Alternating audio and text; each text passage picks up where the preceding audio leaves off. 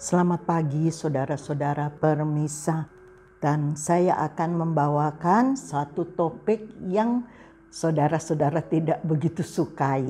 Termasuk banyak orang tidak menyukainya, mengenai doa.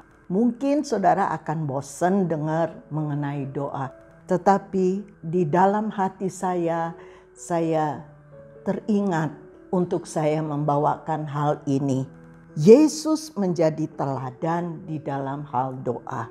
Sekalipun dia Allah 100%, sekalipun dia manusia 100%, dia mengajarkan dan dia meneladani kita untuk berdoa. Bukan hanya dia kasih contoh sama murid-muridnya zaman dulu, tetapi pribadinya adalah pribadi yang berdoa. Dia mengadakan hubungan dengan Bapanya di sorga lewat doa. Doa adalah komunikasi antara manusia dengan Tuhan. Dan Yesus menjadi teladan bagi kita. Doa adalah jembatan yang menghubungi kita dengan Tuhan. Doa kita menemukan kekuatan, kita terima hikmat, dan kita menerima cinta yang tak terbatas. Memang hal itu tidak begitu mudah dilakukan. Markus 1 ayat 35 berkata demikian. Pagi-pagi benar, waktu hari masih gelap, ia bangun dan pergi keluar. Ia pergi ke tempat sunyi dan berdoa di sana. Doa dia bercakap-cakap dengan Bapanya. Dia mengadakan satu waktu yang sudah dia nyatakan saat dia mau melayani Tuhan. Sebelumnya dia berdoa, tetapi saat dia mengadakan mujizat yang terbesar, dia juga pergi memisahkan diri dari murid-murid. Dia suruh murid-murid berlayar menuju suatu daerah, dan Yesus mengambil langkah naik ke atas puncak gunung. Dia bersyukur, berterima kasih kepada Bapanya. Saya mengambil 6 bagian di dalam doa. Doa yang kecil dapat mengubah hidup kita. Kalau kita memiliki satu kebutuhan, datanglah kepada Tuhan, nyatakan isi hatimu kepada Tuhan, dan apa yang mustahil bagi kita tidak mustahil bagi Tuhan. Ada jawaban ya, ada jawaban tidak, ada jawaban tunggu. Doa juga merupakan kekuatan yang sanggup Allah berikan kepada saudara dan saya. Saat kita berdoa tanpa kita sadari menghadapi satu pergumulan yang besar, saat kita berdoa menyembah, memuji namanya, muncul kekuatan yang ekstra di dalam hidup kita. Ternyata saat kita tidak mampu menghadapinya, saat kita tidak kuat, saat kita tidak dapat bertahan, tetapi lewat doa Allah memberikan, Tuhan memberikan kekuatan ekstra yang bukan dari kita. Kita lemah, kita tidak kuat, kita tidak mampu. Saya waktu sakit tidak bisa berbicara, tidak bisa berkomunikasi. Saya putus harapan. Di saat yang sama saya menaikkan doa. Tuhan, ambil saya, kuatkan saya supaya saya dapat menghadapi hal ini dengan mengucap syukur. Tidak mudah mengucap syukur di dalam kesesakan, tetapi ternyata kekuatan kuasa Allah mengalir di dalam saya. Hal yang tidak saya pikirkan itu muncul. Bukan hanya kekuatan iman, tetapi kekuatan untuk tegak berdiri, hadapi dan kalahkan penyakit stroke yang saya terima. Dan yang ketiga, kuasa doa membuat kita yang tidak mungkin bagi kita menjadi mungkin bagi Tuhan. Hal yang mustahil bagi kita. Muka saya sudah merot, saya tidak bisa berbicara, berpikir pun tidak bisa, mengulurkan tangan pun tidak bisa bergerak, kaki sebelah kanan semua lemah. Tidak ada daya untuk berdiri, untuk duduk, tetapi aneh tapi nyata, kekuatan Allah masuk di dalam saya, kesehatan yang luar biasa, mulut yang tidak bisa berkata, bisa bercakap-cakap, bisa berpikir, bisa mengikhtiarkan, ini yang saya mau, itu yang saya bisa. Saya bisa mendorong kursi roda. Ternyata saya tadinya digotong untuk tidur di atas bed. Yang tidak mungkin menjadi mungkin. Itu kuasa doa. Kekuatan doa dapat merubah yang secara luar biasa.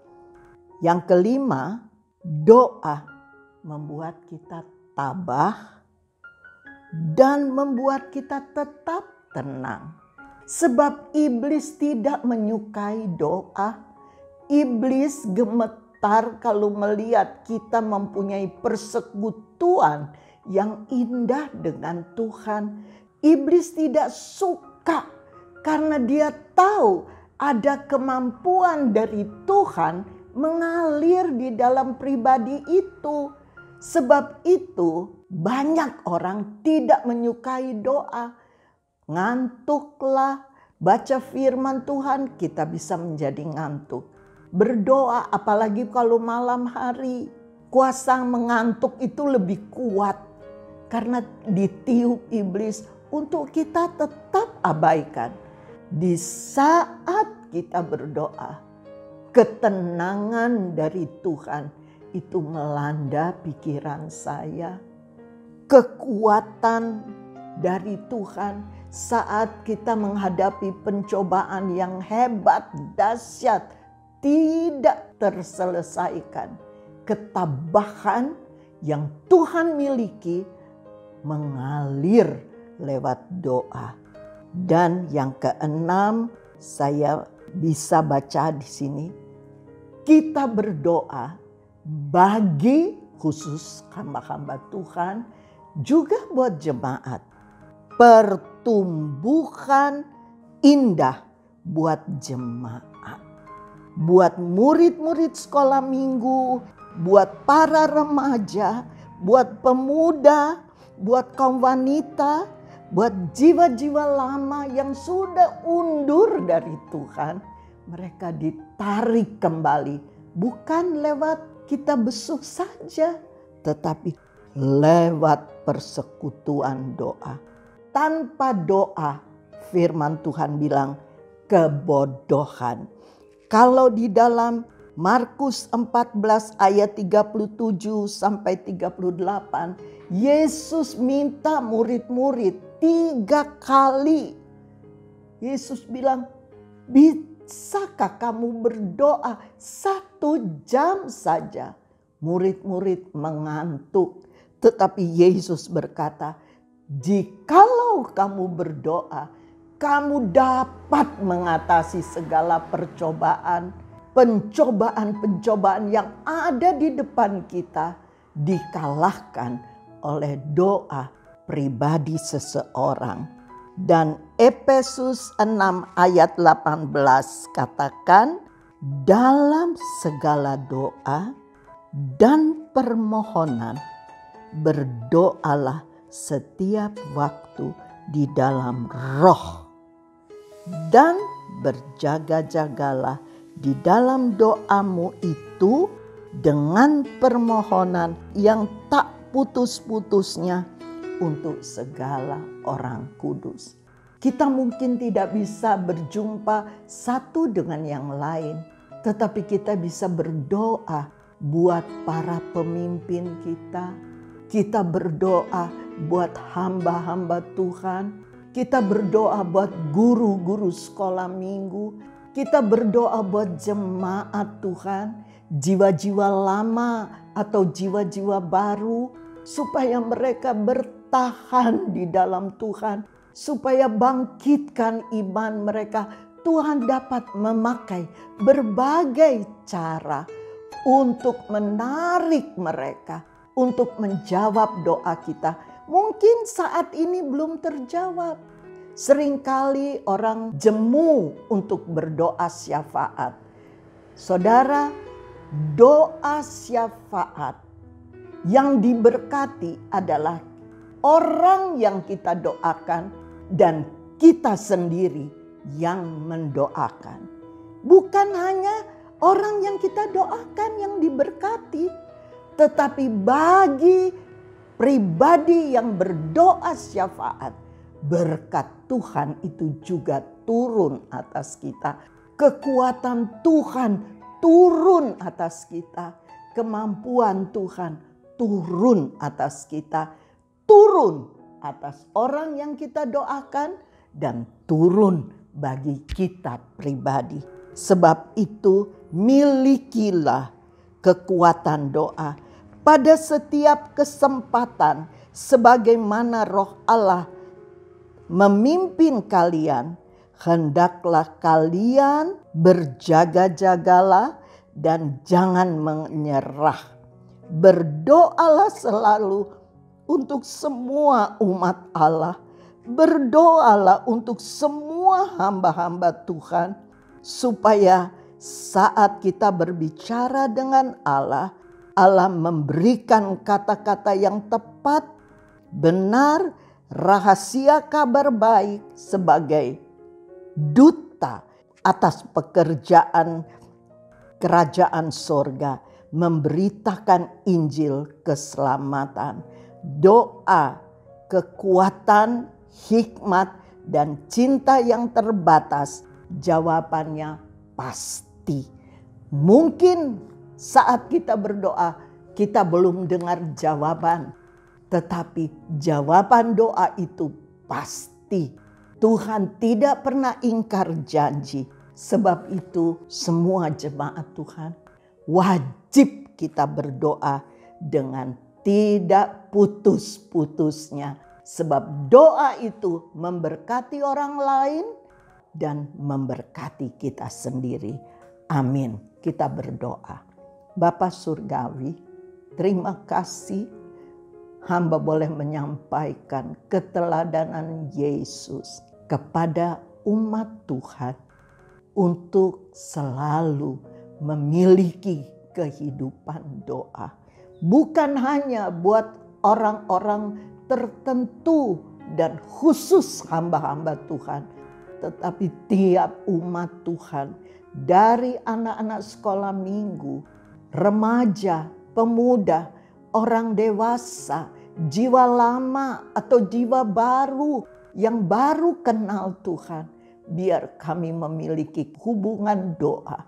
Sebab di dalam doa kami bukan berhubungan dengan kekuatan yang lain, tapi kami berhubungan dengan Tuhan Yesus.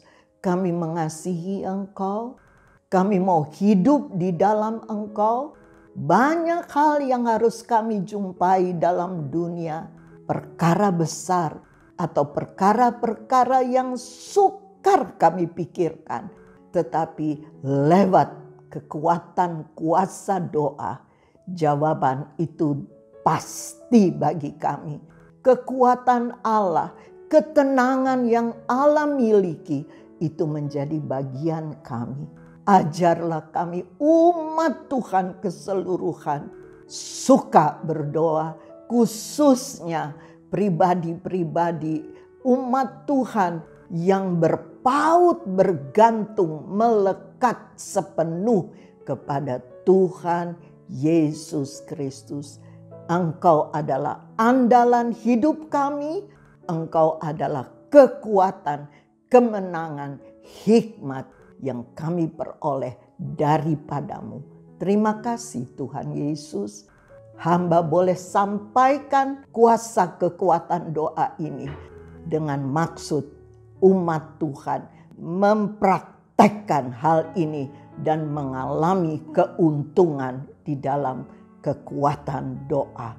Terima kasih Tuhan. Segala puji, segala hormat kami kembalikan kepadamu dalam nama Tuhan Yesus Kristus. Haleluya. Amin. Puji Tuhan.